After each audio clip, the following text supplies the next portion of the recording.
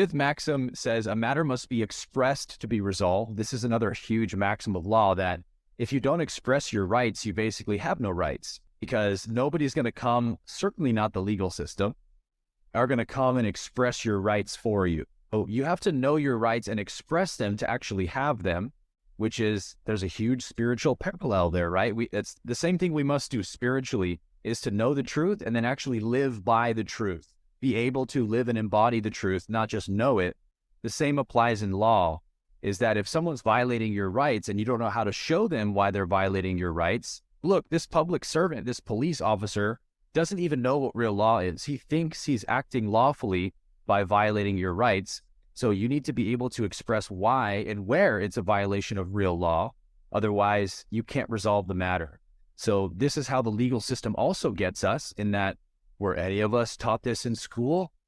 I've heard you say this, Jeremy, that you actually measure the importance of things now based on what isn't taught in public school. It's like, they're not going to tell you the most important stuff to empower you with knowledge.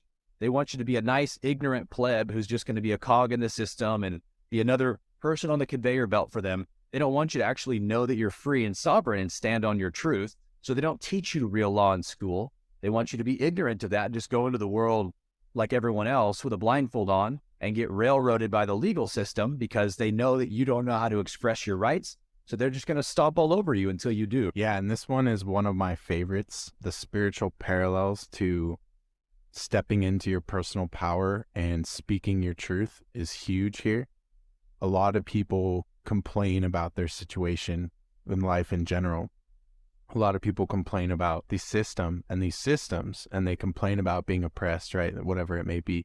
And they feel that, for example, I always talk about this, they feel that their best use of their time and energy is to go, for example, protest, or, for example, not buy from blank company. They feel that things like this is the best use of their time and their bandwidth.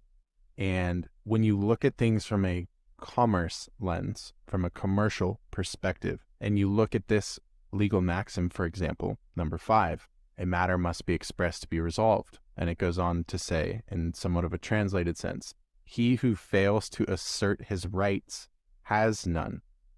And so I want you to think about, if you feel you're being wronged by the system, and your best idea of how to respond to that in your life is to go protest or to complain or to, for example, not have a bank account and just go off grid, that's not a real solution, because you haven't asserted your rights. So you don't have any. You can run from it all you want. You can also run at it all you want.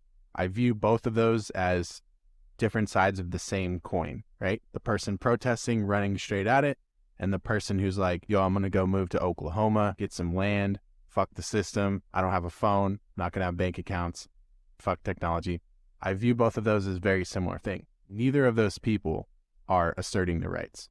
So you haven't learned the real lesson.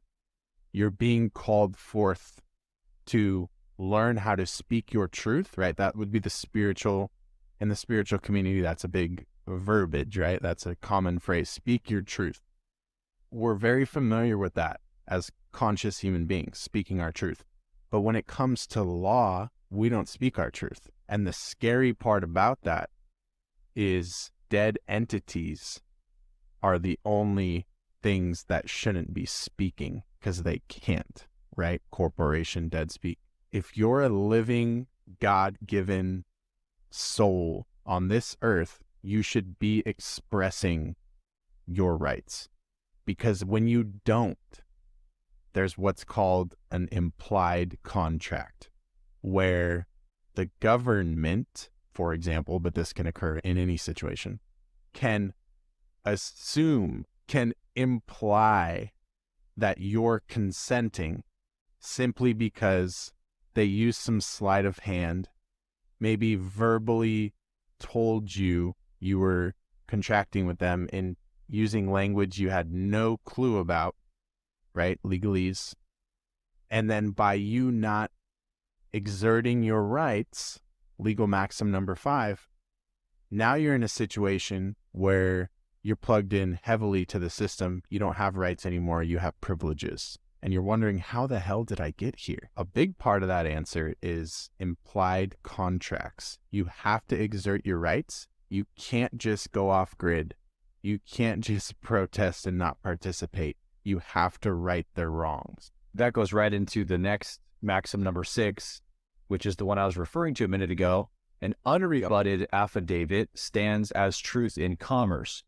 And we have all these scriptures here that it's backed by, but it says, he who does not deny admits. So that's what Jeremy was saying, is if you're not saying, no, I don't consent to that, they're going to say, okay, so he's obviously consenting because he didn't say he wasn't.